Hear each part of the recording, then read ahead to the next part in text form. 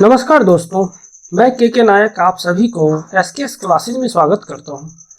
दोस्तों, आज के सेशन में हम लोग मैट्रिक्स पढ़ने वाले हैं, जो क्लास 12 के अलजेब्रा का चैप्टर है। चलिए हम लोग मैट्रिक्स डिस्कस करते हैं। दोस्त, सबसे पहले आप जानना चाहोगे कि ये मैट्रिक्स होता क्या है। ये मैट्रिक्स जो होता है ये अरेंजमेंट ऑफ द नंबर होता है। अब ये अरेंजमेंट ऑफ नंबर जो होता है वो कहाँ होता है, ये आप देख रहे होंगे कि ये जो रेक्टेंगुलर एरे है उसके अंतर्गत आप नंबर को चाहिए कॉम्प्लेक्स नंबर को सजा के लिख दो, वो आपका मैट्रिक्स कहलाएगा। मैट्रिक्स कहलाएगा। इसके अंदर क्या लिख सकते हो, 3 लिख सकते हो, 5 लिख सकते हो, 7 लिख सकते हो, 3i+5 लिख सकते हो, मतलब नंबर भी लिख सकते हो आप, कॉम्प्लेक्स नंबर भी लिख सकते हो। मेरे कहने का मतलब क्या, नंबर और कॉम्प्लेक्स नंबर को हम लोग सजा के लिख देंगे। किसके अंदर सजा के लिखेंगे? रेक्टेंगुलर एरे के अंदर। ठीक, उसको हम लोग मैट्रिक्स बोलेंगे। चलिए दोस्त, मैट्रिक्स का सबसे पहले जानेंगे नोटेशन, कैसे मैट्रिक्स का नोटेशन क्या होता है। तो एक तो आपको दिख रहा होगा कि इस तरीका से मैट्रिक्स डिनोट करते हैं। दूसरा क्या, आप ऐसे भी लिखा हुआ रहेगा तो समझ जाना ये मैट्रिक्स ही होता है, या कभी कभी ऐसे भी लिखा हुआ रहता है, ये भी मैट्रिक्स का नोटेशन है। दोस्त, ये जो नंबर आप अरेंज करते हो ना, उसको हम 2 तरीका से करते हैं, रो और कॉलम में करते हैं। ये जो हॉरिजॉन्टल लाइन दिख रहा होगा ना भाई, ये क्या होता है? रो होता है। ये जो हॉरिजॉन्टल लाइन दिख रहा होगा ये रो होता है। कहने का मतलब जो भी हॉरिजॉन्टल लाइन इसमें है ना, कितना हॉरिजॉन्टल है आप काउंट करके बता सकते हो, 1 2 3 हॉरिजॉन्टल लाइन है, ये आपका रो होगा। और कॉलम, कॉलम किसको बोलेंगे? जो वर्टिकल लाइन होगा, मतलब 1 2 3, मतलब क्या, रो 3 कॉलम 3। दोस्त, कभी पूछेगा आपको कि ऑर्डर ऑफ मैट्रिक्स बताओ, तो क्या करते हैं हम, नंबर ऑफ रो को पहले लिखते हैं, बाद में लिखते हैं हम लोग number of column. Number of column है कितना? इसमें 3 है, तो ये जो 3 आप देख रहे होंगे नंबर ऑफ रो, और ये कॉलम है नंबर ऑफ कॉलम, ये 3 है। तो जब भी ऑर्डर लिखने का बात हो तो क्या करेंगे दोस्त, सबसे पहले नंबर ऑफ रो को लिखेंगे, उसके बाद लिखेंगे हम लोग नंबर ऑफ कॉलम का। उसके बाद आपसे कभी पूछ ले कि इस मैट्रिक्स के अंदर कितना एलिमेंट है, नंबर ऑफ एलिमेंट बताओ, तो कुछ नहीं करना, ये 3 3 जा क्या होगा 9। मतलब क्या, ये जो ऑर्डर है आपका उसको मल्टीप्लाई कर लेना। चलिए, मैट्रिक्स का नोटेशन एक और होता है, कभी कभी ऐसा भी लिखा रहेगा, ए बराबर इस ब्रैकेट के अंदर स्मॉल आई और जी। दोस्त, ये जो आई देख रहे हैं ना, ये रो को रिप्रेजेंट करता है, नंबर ऑफ रो को, और ये जो जी मान लो डिनोट कर रहा है नंबर ऑफ कॉलम को रिप्रेजेंट कर रहा है। जैसे मान लो कि इसमें आपसे पूछ लेगा कि A31 बता दो हमको, तो क्या होगा, ये थर्ड रो और फर्स्ट कॉलम, थर्ड रो और फर्स्ट कॉलम, देखो first row, second row, third row, और ये फर्स्ट कॉलम 8 है, तो ये मेरा 8 इसका आंसर होगा। जैसे मान लो कि यह कहेगा कि A23 कहने का मतलब second row third column, second row third column, तो सेकेंड रो ये है और थर्ड कॉलम ये है। जैसे आप देख सकते हो, ये आपका फर्स्ट रो हुआ, ये आपका सेकेंड रो हुआ, ये आपका थर्ड रो हुआ। कॉलम का बात करेगा तो ये फर्स्ट कॉलम होगा, ये सेकेंड कॉलम होगा, और ये आपका थर्ड कॉलम होगा। तो इसमें देखो सेकेंड रो में जाना है, कहाँ जाना है? सेकेंड रो में। और कहाँ पे जाना है? थर्ड कॉलम के पास, सेकेंड रो थर्ड कॉलम, तो ये आपका 5 होगा। मतलब सीधी सी बात है यार, जो सोया हुआ लाइन जो होगा ना उसको रो बोलेंगे, जो वर्टिकल लाइन होगा उसको हम लोग कॉलम बोलेंगे। ठीक, आप कहिएगा सर ये मैट्रिक्स पढ़ते क्यों है? तो दोस्त, ये अरेंजमेंट ऑफ नंबर है, ये अलजेब्रा का पार्ट है। हम लोग बड़ा जब आगे जाकर के पढ़ेंगे सिस्टम ऑफ लीनियर इक्वेशन, उसको सॉल्व करने के लिए मैट्रिक्स का जरूरत पड़ता है। चलिए आगे हम बात करते हैं कि ये जो क्वेश्चन है मेरा, इसको आप देख रहे होंगे, इसको सॉल्व करने का आप कोशिश कीजिए और वीडियो को रोकिए। इसमें पूछ रहा है कि द ऑर्डर ऑफ मैट्रिक्स बताने के लिए, भाई ऑर्डर पूछ रहा है आपसे, तो ऑर्डर में आप क्या करोगे, नंबर ऑफ रो देखोगे या नंबर ऑफ कॉलम? तो दोस्त, इसमें कितना रो है बताओ हमको। तो इसमें आप कहोगे कि सर 1 2 और ये 3 रो है, तो मेरे भाई इसका आंसर क्या होगा, 3 रो होगा। कॉलम का बात, पहले रो लिखते हैं उसके बाद कॉलम लिखते हैं। तो कॉलम कितना है, 1 2 3 4। ये आपको वर्टिकल लाइन 4 को दिख रहा होगा, इसीलिए इसका 3/4 क्या होगा, ऑर्डर हो जाएगा।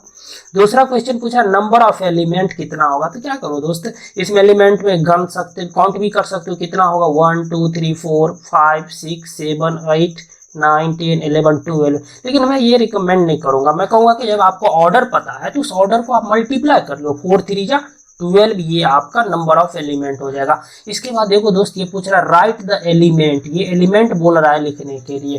देखो आप तो आराम से लिख दोगे ना, A13 मतलब क्या, पहला रो तीसरा कॉलम, पहला रो तीसरा कॉलम, तो पहला रो ये है, तीसरा कॉलम कौन सा होगा, फर्स्ट कॉलम ये होगा, सेकंड कॉलम ये होगा, थर्ड कॉलम ये होगा, तो कहीं ना कहीं 19 आपका आंसर होगा।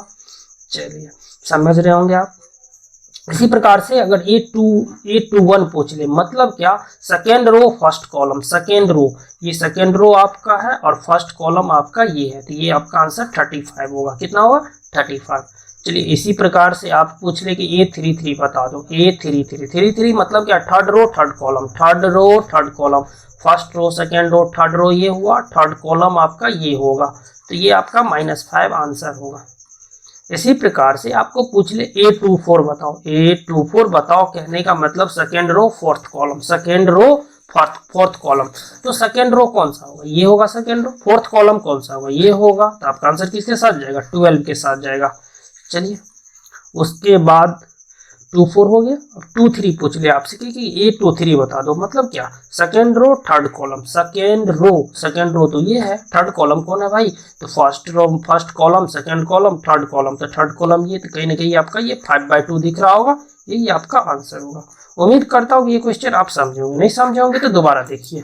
चलिए इसके बाद है कि how to describe a matrix, matrix हम बनाएंगे कैसे, जैसे मान लीजिए आपको कहेगा कि 2/3 का मैट्रिक्स एक बना करके दिखाओ या 2/2 का मैट्रिक्स बना के दिखाओ। दोस्त जब आपको 2/2 का मैट्रिक्स बोले ना बनाने के लिए, तो कैसे बनाओगे, देखो जैसे मान लो एक मैट्रिक्स ए है, इसको 2/2 का मैट्रिक्स बनाना, तो क्या करोगे, A11 A12, कहने का मतलब देखो A11 क्यों लिखा मैंने, क्योंकि पहला रो पहला कॉलम है ये।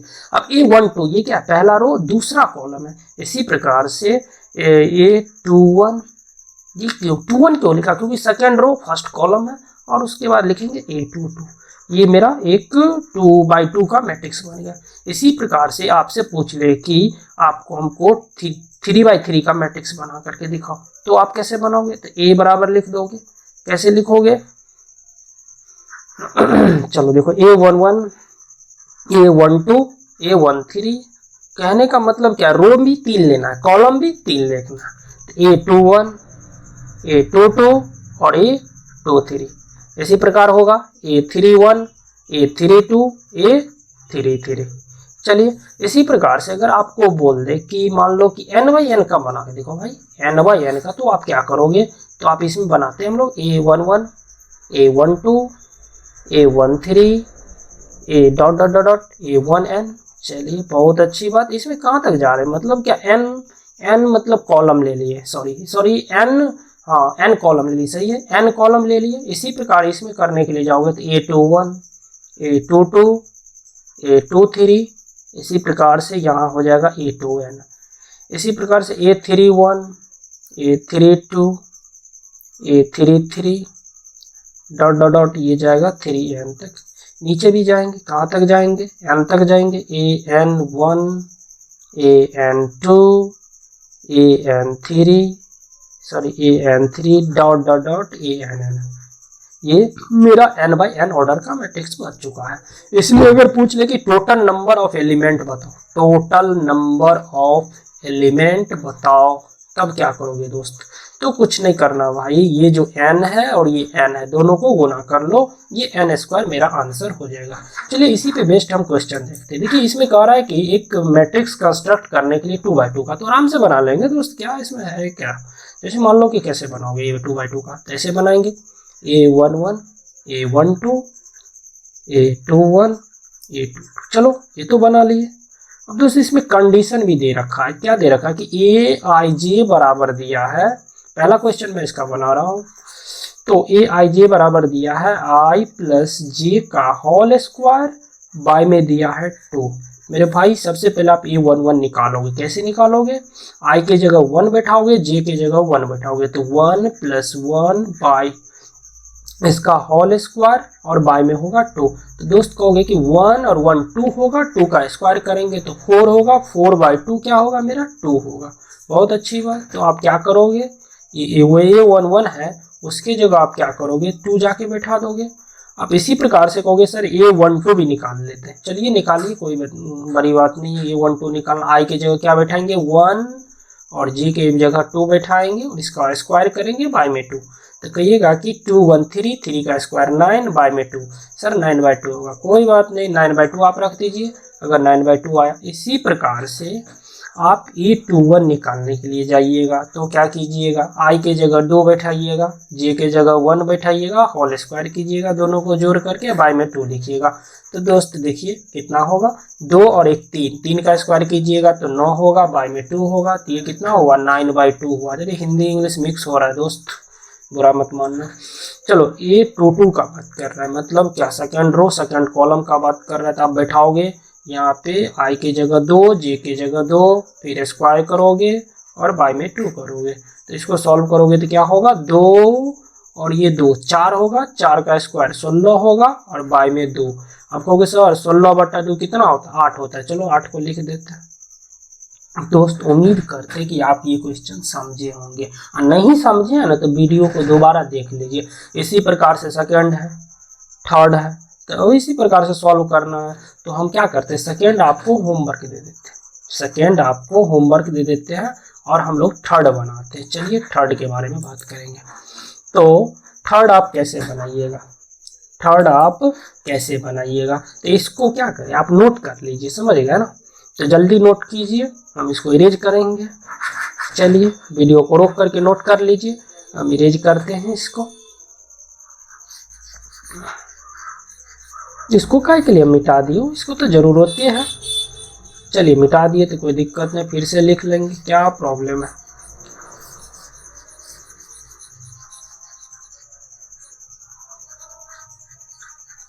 चलिए नोट कीजिए, नोट तो कर लिए होंगे आप लोग।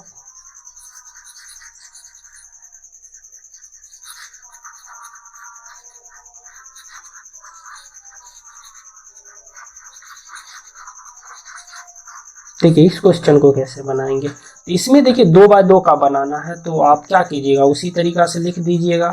A11 लिखिएगा, A12 लिखिएगा, A21 लिखिएगा, A22 लिखिएगा, और उसके बाद देखिए ये जो फार्मूला है ना आपका, उसको उतारिएगा। यहाँ पर AIJ बराबर I + 2J का होल स्क्वायर और बाय में होगा 2।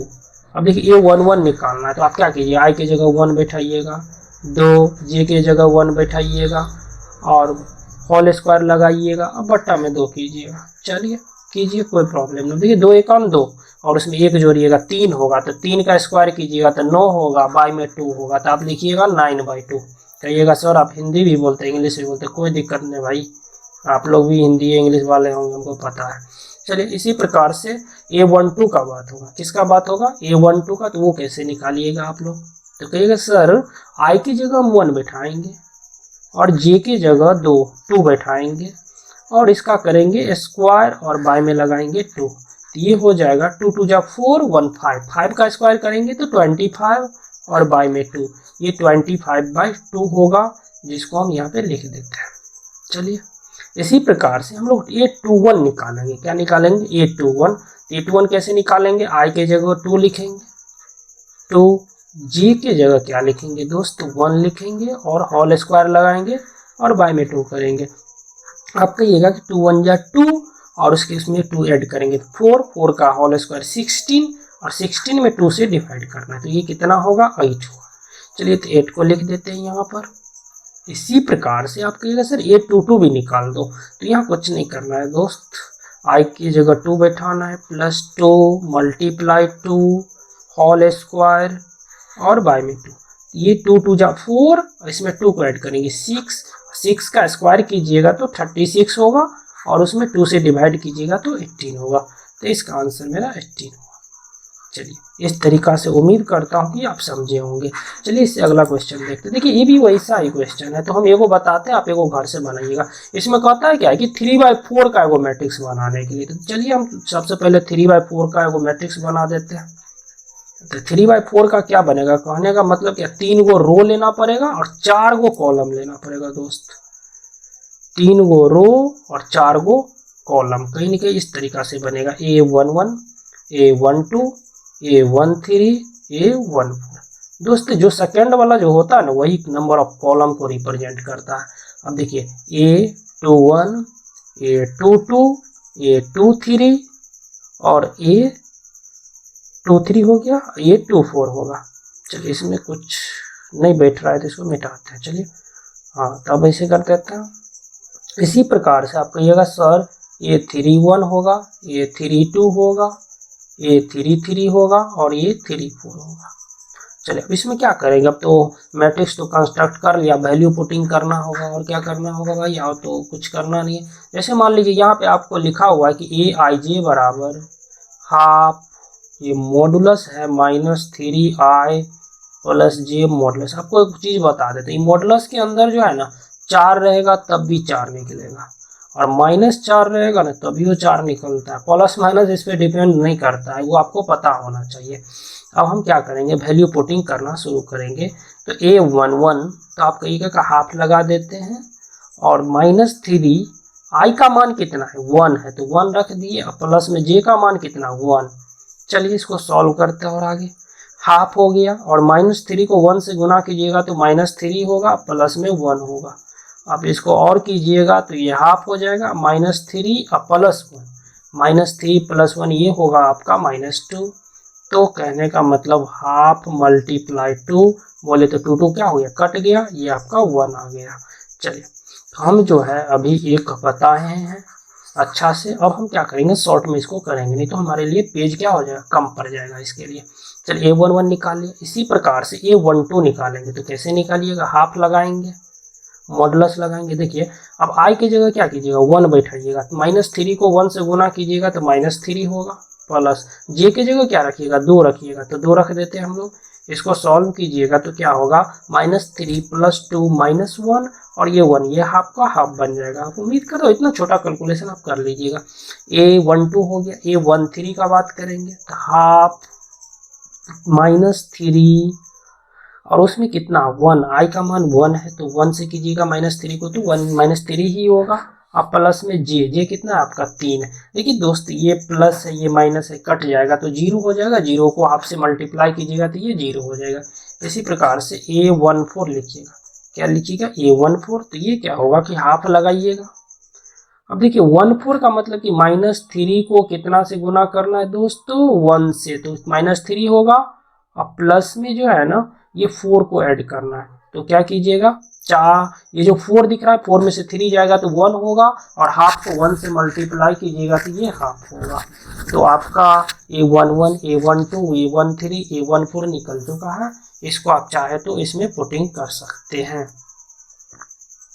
तो क्या क्या पुट कीजिएगा, तो ये आपका 1 निकला है, और उसके बाद क्या निकला है, हाफ निकला है, उसके बाद क्या निकला है 0 निकला है, इसके बाद क्या निकला है फिर हाफ निकला है। चलिए इसको तो आप बना लिए। इसी प्रकार से आप क्या कीजिएगा 2 1 2 2 2 3 2 4 निकालिएगा, और उसके बाद 2 3 1 3 2 3 4 निकालिएगा, और इसमें पुट कीजिएगा। चलिए आपको हम निकाल के दिखाते हैं। A21 निकालने का कोशिश करते हैं हम लोग दोस्त। तो देखिए क्या कहिएगा कि हाफ होगा यहाँ पर, हाँ -3 को सर 2 से गुना करेंगे और प्लस में 1 लिखेंगे। चलिए ये हाफ लिख दिए, और ये -3 को आप 2 से मल्टीप्लाई कीजिएगा तो ये -6 होगा, और -6 + 1 होगा। इसको और सॉल्व कीजिएगा तो ये हाफ होगा, और -6 + 1 -5 जब मॉडुलस से बाहर निकलेगा तो 5 होगा। तो ये आपका हो गया 5/2। क्या हो गया दोस्त, ये आपका हो गया 5/2 हो गया। इसी प्रकार से आप अगर A22 निकालिएगा, क्या निकालिएगा A22 निकालिएगा तो ये हाफ होगा, -3 × 2 + 2 होगा। इसको और कीजिएगा तो ये हाफ होगा, और -3 को 2 से मल्टीप्लाई कीजिएगा -6 + 2 तो कहीं ना कहीं आपका -4 आएगा, और ये जो हाफ -4 का 4 निकलेगा, ये 2 निकलेगा। इसी प्रकार से आप कीजिएगा A23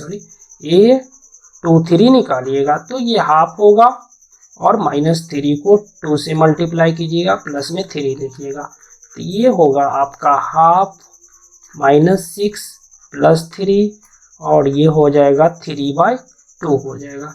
चलिए A23, अब इसके बाद A24 निकालना है। A24 तो क्या कीजिएगा, हाफ लिखिएगा,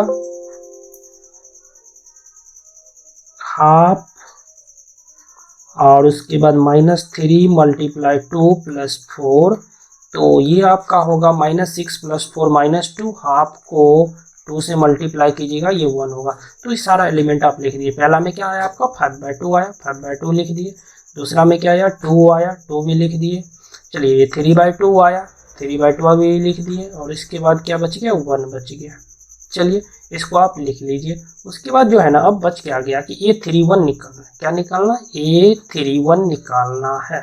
तो कैसे निकालेंगे हम लोग A31? चलिए निकाल के देखते हैं। आप जैसे निकाले वैसे ही निकालेंगे। -3 को आप 3 से मल्टीप्लाई कीजिएगा और उसके बाद 1 को इसमें ऐड कीजिएगा। तो ये आपको क्या होगा, ये हाफ हो गया, ये -3 या 9 होगा, -9 + 1 8, प्लस में 1 है तो ये हो जाएगा -8 और ये बाहर निकल के 8 निकलेगा। 8 को आप 2 से भाग कीजिएगा तो ये आपको 4 आएगा। चलिए इसी प्रकार से A32 निकालेंगे। तो हाफ आप -3 को 3 से मल्टीप्लाई कीजिएगा +2। चलिए इस कैलकुलेशन को अंदर में करते हैं। -3 को 3 से मल्टीप्लाई -9 + 2, तो ये -7, तो ये आपको 7 निकलेगा। रिजल्ट आपको मिलेगा 7/2 मिलेगा। इसी प्रकार से A आप 3 निकालिएगा। तो हाफ होगा -3 × 3 + 3, तो ये होगा -9 + 3, तो ये -6 और बाहर निकलेगा तो 6 होगा और 6 को 2 से भाग कीजिएगा तो 3 होगा। इसी प्रकार से 834 का बात करेंगे तो हाफ होगा 3 को मल्टीप्लाई करना है, -3 को मल्टीप्लाई करना है, 3 के साथ 4 को ऐड करना है, तो ये होगा -9 + 4, तो ये होगा आपका -5, तो बाहर निकलेगा 5, तो इसका रिजल्ट आएगा 5/2। चलिए इसको आप यहाँ पे लिख दीजिए, अच्छा से लिख दीजिए। क्या क्या है 4 है, उसके बाद 7/2 है, उसके बाद 3 है और ये आपका 5/2 है। चलिए ये क्वेश्चन मेरा कंप्लीट होता है। तो उम्मीद करता हूँ कि ये आप जितना भी वैल्यू निकाला हूँ वो आप समझे होंगे। ये जो सेकंड क्वेश्चन आप देख रहे होंगे इसको आपका होमवर्क है, घर का है, आप खुद से इसको कीजिएगा वीडियो को पॉज करके, और इसका आंसर आपको एनसीईआरटी बुक का ये 5वां नंबर क्वेश्चन है, उम्मीद करता हूँ आप उससे मिला लीजिएगा। चलिए कह रहा है कि if A matrix has the 24 element, कोई मैट्रिक्स है उसके अंतर्गत 24 एलिमेंट है। उसके बाद बोलता है कि what are the possible order it can have, इसका ऑर्डर क्या क्या हो सकता है। तो चलिए दोस्त ये 24 को एलिमेंट है, इसको फैक्टराइज कीजिए। कैसे कीजिएगा, कहिएगा सर इसको आप 24 × 1 लिख सकते हैं और 1 × 24 लिख सकते हैं, और क्या लिख सकते हैं आप बोलिएगा सर 2 × 12 लिख सकते हैं और 12 × 2 लिख सकते हैं, और क्या लिख सकते हैं 3 × 8, 8 × 3, और क्या लिख सकते हैं 4 से कटता, हाँ 4 से भी लिख सकते हैं ना, 4 × 6, 6 × 4, और ये तो 4 5 6 हो ही गया, 7 8, 8 का हुआ, 8 भी हो गया, 9 भी हो गया, 10 भी हो गया, 11 12 13 14 15 16, कहीं के एक छूट रहा हो। उम्मीद करता हूँ कि पूरा ऑर्डर लिख चुके हैं हम लोग। ये आपका हो गया 2 4 6 8, इतना ये पॉसिबल ऑर्डर हो सकता है।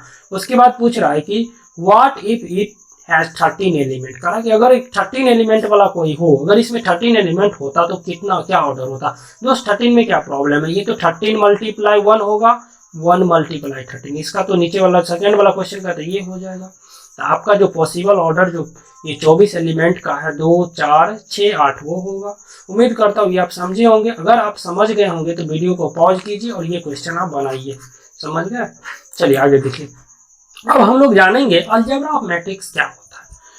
तो देखिए अलजेब्रा ऑफ मैट्रिक्स में क्या होगा कि मैट्रिक्स का जोड़ घटाव गुना और उसके बाद इक्वलिटी पढ़ेंगे, इतना चीज देखेंगे उस अलजेब्रा ऑफ मैट्रिक्स में। सबसे पहले हम देखेंगे कि इक्वलिटी के बारे में जानेंगे। तो देखिए दोस्त ये दो मैट्रिक्स इक्वल होगा कब, दो मैट्रिक्स इक्वल होगा कब, दो मैट्रिक्स को इक्वल होने के लिए दो सबसे पहले उसको ऑर्डर बराबर होना पड़ेगा। कहने का मतलब कि दो मैट्रिक्स को आप इक्वल करने के लिए जा रहे हो दोस्त, तो उसका देखना सबसे पहले क्या कि ऑर्डर इक्वल है या नहीं। अगर ऑर्डर इक्वल होगा उसके बाद वो मैट्रिक्स इक्वल हो सकता है। अगर इक्वल हो गया वो मैट्रिक्स, बोल रहा है क्वेश्चन की मैट्रिक्स इक्वल है, तो उसका क्रॉसपोंडिंग एलिमेंट, कौन सा एलिमेंट भाई, क्रॉसपोंडिंग एलिमेंट क्या होगा, इक्वल होगा। क्या होगा, क्रॉसपोंडिंग एलिमेंट इक्वल होगा।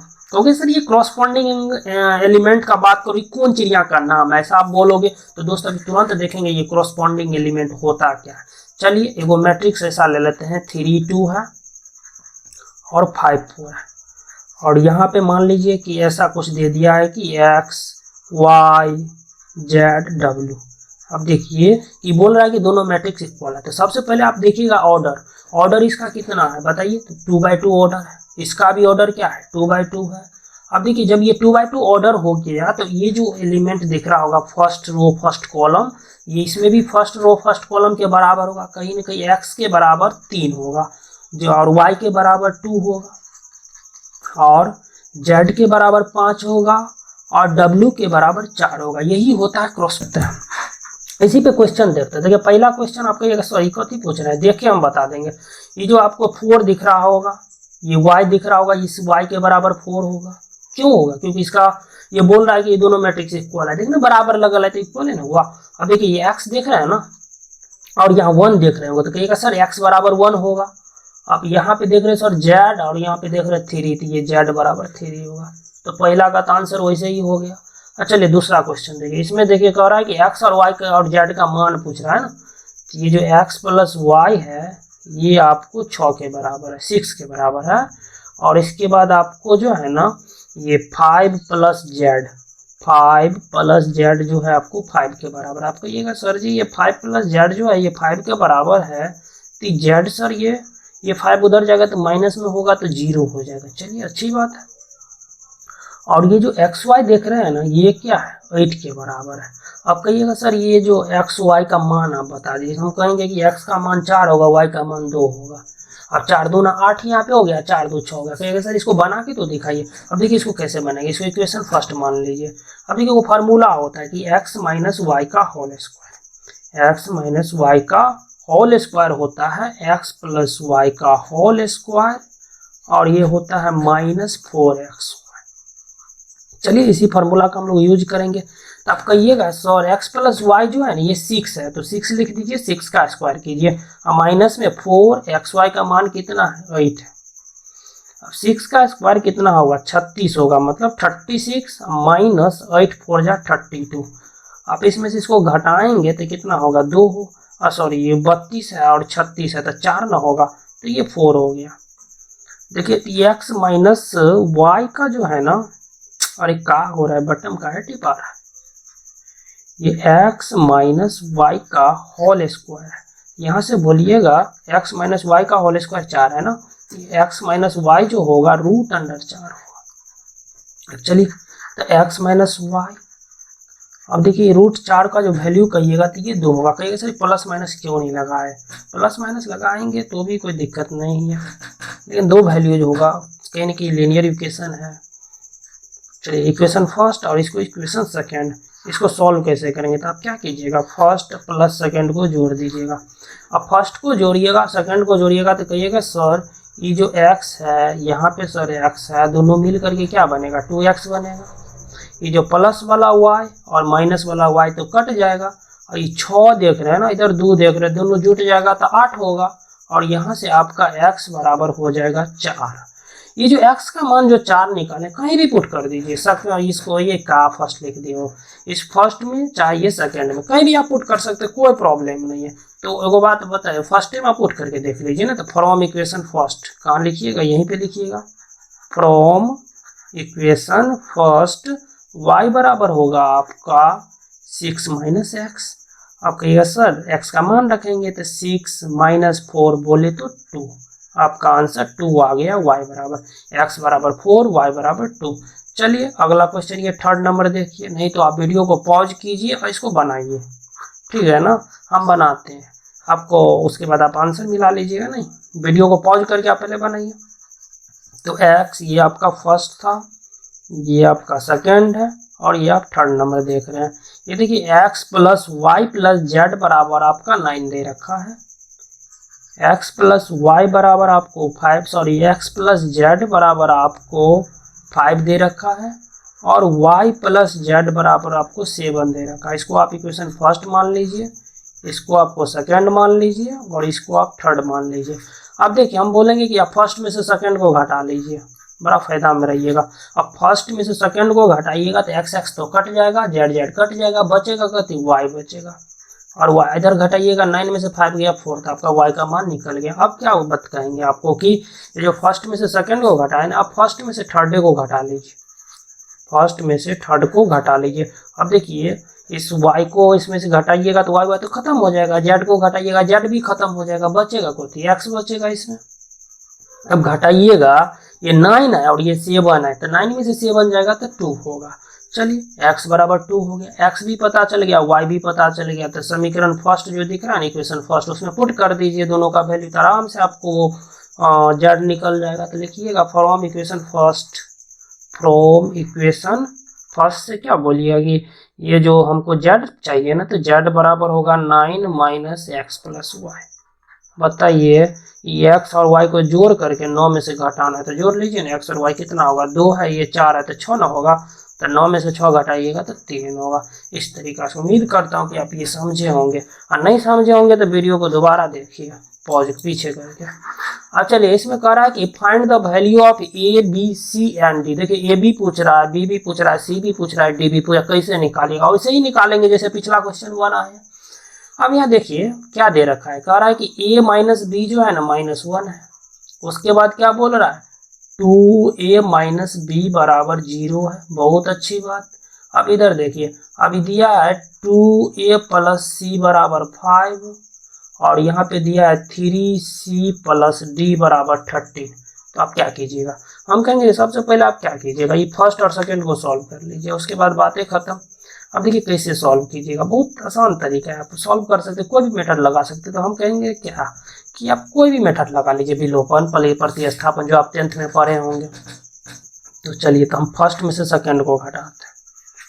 अब देखिए फर्स्ट में से सेकंड को घटाइएगा तो ये क्या होगा, ये जैसे मान लीजिए ये फर्स्ट है, सेकंड है, तो ये माइनस हो जाएगा और ये प्लस हो जाएगा और ये माइनस हो जाएगा। तो बताइए ये तो ये गया काम से।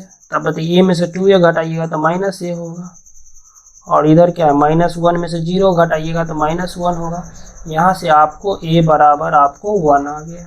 चलिए अब a बराबर जो 1 आया ना, तो आप इसमें पुट कर दीजिए ना, तो a बराबर 1 पुट कीजिएगा तो 2 मल्टीप्लाई 1 प्लस c बराबर 5 होगा। अब यहाँ से कहिएगा कि सर जी ये जो आप 2a का 2 बोल रहे हैं ना, वो उधर जाके घटा लेंगे, तो 5 में से 2 जाएगा तो 3 होगा।